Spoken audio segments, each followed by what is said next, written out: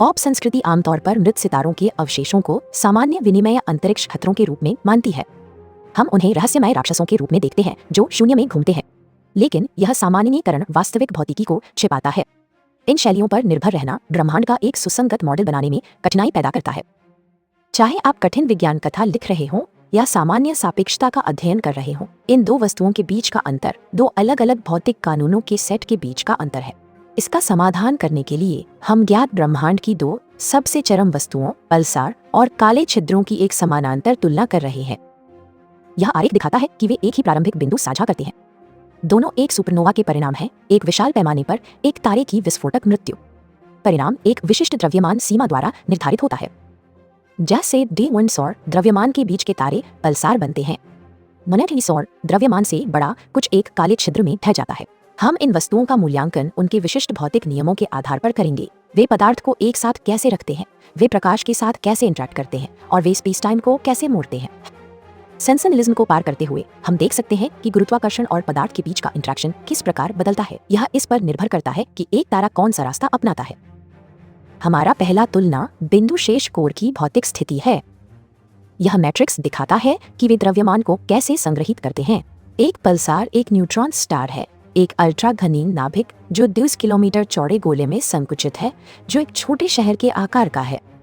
इसमें एक ठोस लोहे की परत होती है।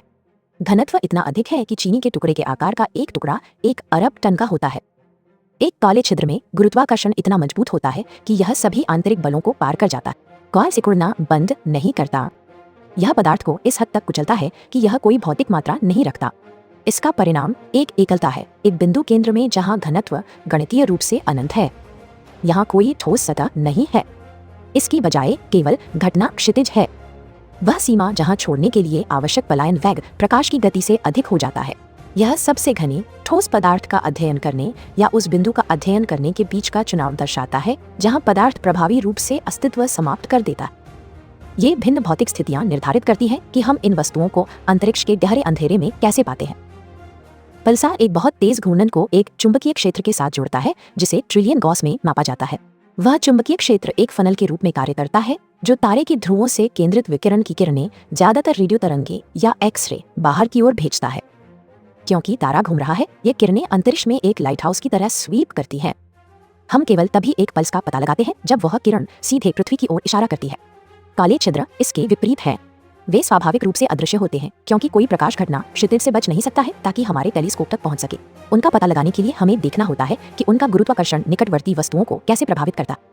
हम एक अधिग्रहण डिस्क की तलाश करते हैं, गैस जो लाखों डिग्री तक गर्म होती है और शून्य में घूमती है, या देखते हैं कि द्रव्यमान कैसे उसके पीछे तारे के प्रकाश को मोड़ता है। पल्सार हमें सक्रिय सटीक संकेत प्रदान करते हैं। काले छिद्र को छायाओं के रूप में पहचाना जाता है जो केवल उस ऊर्जा के कारण दिखाई देते हैं जो वे खींच रहे पदार्थ द्वारा मुक्त होती है।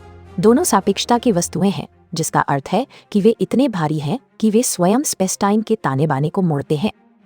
यह हमें अल्बर्ट आइंस्टीन के काम पर लाता है, जिनका सामान्य सापेक्षता का सिद्धांत यह वर्णन करता है कि ये चरम गुरुत्वाकर्षण क्षेत्र कैसे कार्य करते हैं। एक पल्सार पर गुरुत्वाकर्षण इतना मजबूत होता है कि यह किसी भी पर्यवेक्षक को तुरंत कुचल देता है, लेकिन यह एक ठोस सतह पर कार्य कर रहा है। उस सतह पर समय एक गहरे अंतरिक्ष में पर्यवेक्षक के सापेक्ष धीमा हो जाता है, लेकिन वस्तु अभी भी ब्रह्मांड की मानक समय रेखा के भीतर मौजूद है। एक काले छिद्र की घटना क्षितिज के करीब पहुंचना एक बहुत अधिक हिंसक स्थानिक विकृति उत्पन्न करता है।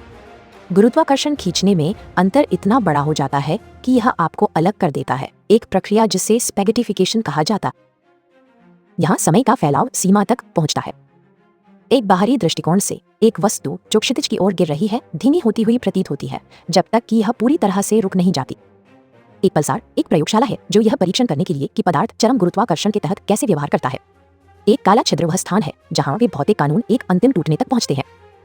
यह निर्धारित करने के लिए कि कौन सी वस्तु आपके विशिष्ट अनुसंधान या कहानी कहने की आवश्यकताओं के लिए उपयुक्त है, आइए इन दो प्रोफाइल को एक साथ देखें। एक पल्सार द्रव्यमान के अधिकतम संकुचन के तहत पदार्थ की अंतिम स्थिति है। एक काला छिद्र वह बिंदु है जहां गुरुत्वाकर्षण पदार्थ को पूरी तरह से अवलोकनीय ब्रह्मांड से बाहर धकेलता। यदि आप एक विज्ञान कथा दुनिया बना रहे हैं और एक ठोस इंटरैक्टिव खतरे की आवश्यकता है तो पल्सार बेहतर मॉडल है। यह भौतिक इंटरैक्शन एक ठोस सतह प्रदान करता है जिस पर आप सैद्धांतिक रूप से खड़े हो सकते हैं। यदि आप भौतिकी की सैद्धांतिक सीमाओं का अध्ययन कर रहे हैं तो काला छिद्र आवश्यक ध्यान है। यह स्पेस टाइम के पूर्ण टूटने का अवलोकन करने के लिए एकमात्र स्थान है और यह कैसे गुरुत्वाकर्षण प्रकाश को फंसाता है। यह भी महत्वपूर्ण है कि वैक्यूम क्लीनर मिथक को सही किया जाए। जैसा कि यह वीडियो दिखाता है, एक काला छिद्र एक निष्क्रिय वस्तु है। यह ग्रहों का शिकार नहीं करता, यह अंतरिक्ष में बैठता है जो किसी अन्य द्रव्यमान के समान कक्षाओं के कानूनों द्वारा शासित होता है।